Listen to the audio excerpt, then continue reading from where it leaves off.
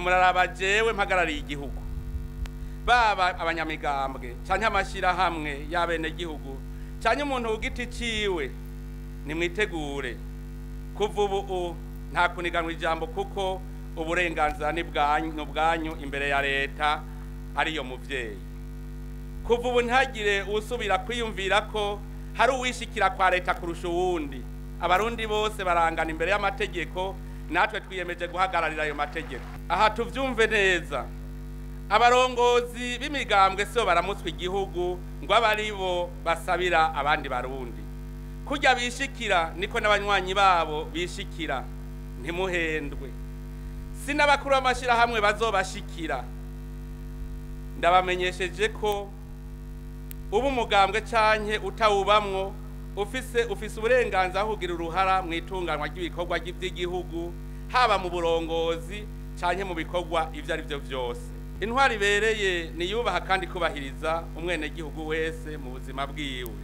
Ni muri iyo ntumbero mu buzima bwose bw'igihugu hagiye kugenwa mu bisata vyose indongozi zo gutunganiriza abenegihugu koko. Ntihagire abarundi bagwa mu mutego w'abanyepolitike ngo ejo ni wazoshikanaho nipfuza.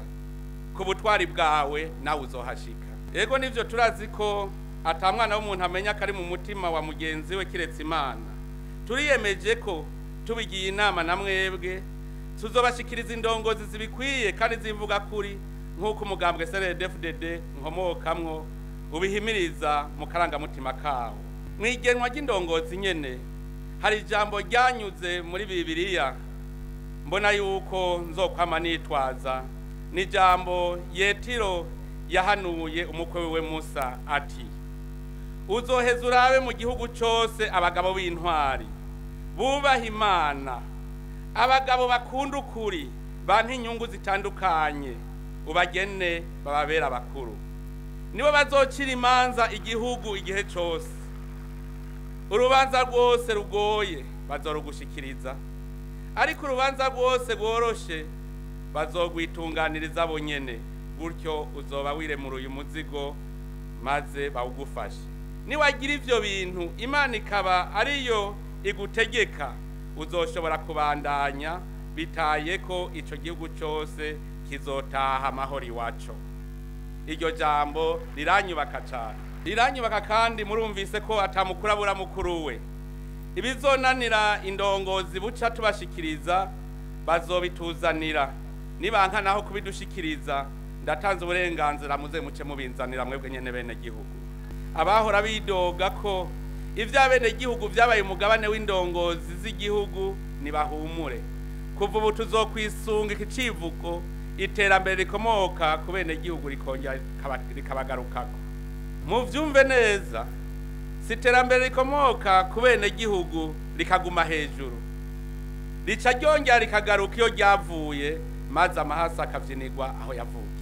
Tugira dushinge leta mvyeyi yegereye kandi yumviriza bene gihugu, ikanabahamagarira gufata iya mbere mu kudoma urutoki ku barya ibiturire n'abasesagura itunga rusange. Aho ari we wese, yaba uwigenga canke abahurikiye mu mashirahamwe aranira iterambere ry'abene gihugu, ahamagariwe kubigiramwo uruhara na kare ngo intware yicwa n'umurerezi. Nta kwidoga gusa ngo bari ibiturire ariko ntubashengeze. Tumenye ko kurya ibiturire, ugusesagura no kunyonyeza ubutunzi bw'igihugu ari umuziruzigwa. Ubumwe n'urunani mu bikorwa vy'iterambere ry'igihugu niyo nkoni tuzokwishimikiza n'impamba yacu muri urwo rugendo.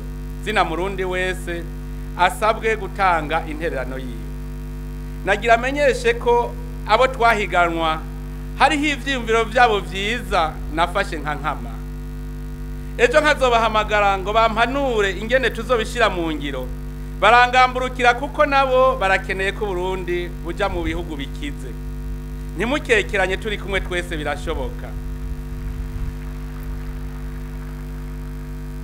Icari caratwishe twese murakizi, zari injyane z'amacakubiri none twarayasohotsemwo. Burundi hoye! Abarundi hoye!